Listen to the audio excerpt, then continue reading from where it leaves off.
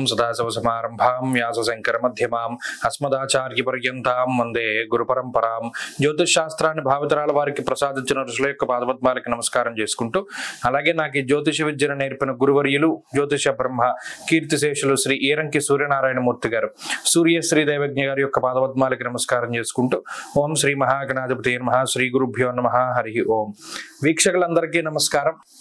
June నెల 29వ తారీఖు లగాయితూ July 5వ తారీఖు వరకు ఉండేటువంటి గ్రహగతుల ఆధారంగా ద్వాదశ రాశుల వారికి ఈ వారం ఏ విధమైనటువంటి శుభాశుభ ఫలితాలు కలగబోతూ ఉన్నాయో ఈ కార్యక్రమం ద్వారా తెలుసుకుందాం. అందులో భాగంగా ఈ వారం ఉండేటువంటి గ్రహగతుల్ని గమనిద్దాం.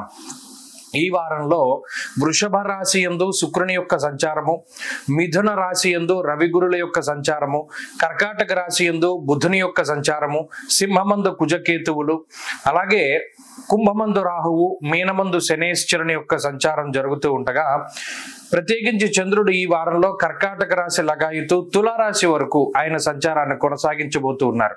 ఇటువంటి పరిస్థితుల్లో ద్వాదశ రాశుల వారికి ఏ విధమైన ఫలితాలు కలగబోతున్నా తెలుసుకుందాం. అందులో భాగంగా మొదటిది మేషరాశి. మేషరాశి వారికి ఈ వారం సానుకూలమైనటువంటి గ్రహస్థితి గోచరిస్తూ ఉన్నది. ముఖ్యంగా 2వ స్థానమందు ఉన్నటువంటి శుక్రుడు యోగిస్తూ ఉన్నారు స్వక్షేత్రమందు, తృతీయ స్థానమందు రవి యోగిస్తూ ఉన్నారు, చతుర్థ స్థానమందు బుధుడు యోగిస్తున్నారు. అలాగే ఈ రాశి వారికి లాభస్థాన స్థిత రాహువు, అలాగే చంద్రుడు, వెరసి 5 గ్రహాల తాలూకు శుభ ఫలితాలు ఈ రాశి వారికి వస్తూ ఉన్నాయి.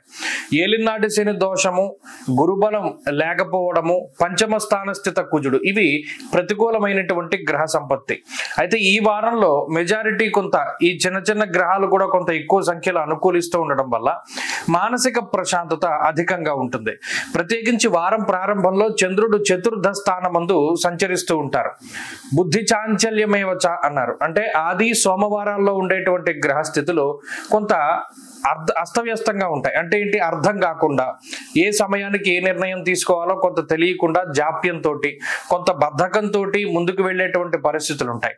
అలాగే వాతరోగం, ప్రపీడనం అన్నారు. ఇక్కడ వాతశూలం మనక్లేశం అనేటువంటి శాస్త్రవచనం ప్రకారం అటు పంచమ స్థాన స్థిత చంద్రుడు అనగా మంగళ బుధవారాల్లో ఉండేటువంటి గ్రహ సంపత్తి సైతం చంద్రబలం తక్కువగా ఉంటూ మిగతా గ్రహాల తాలూకు ప్రతికూలతలు కూడా అనుభవింప చేసేలా చేస్తుంది.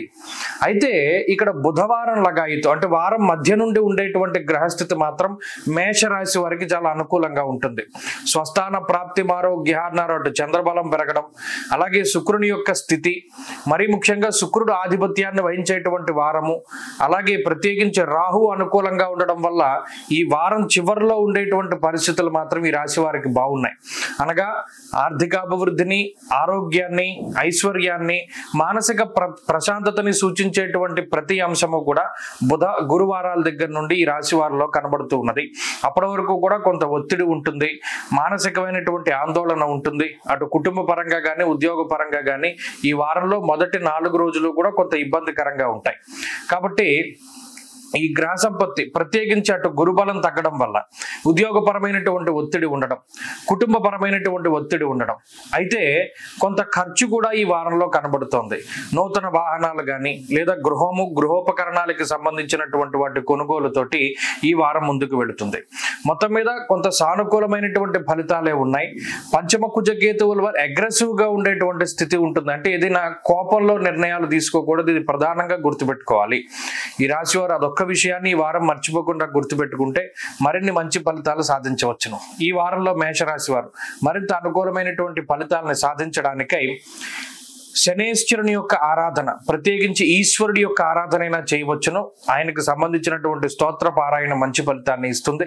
ఈ వారంలో కలిసి వచ్చేటువంటి రోజు బుధవారంగా చెప్పవచ్చును. అదృష్ట సంఖ్య 2, అదృష్ట వర్ణము లేత ఆకుపచ్చ రంగు. తదుపరి వృషభ రాశి.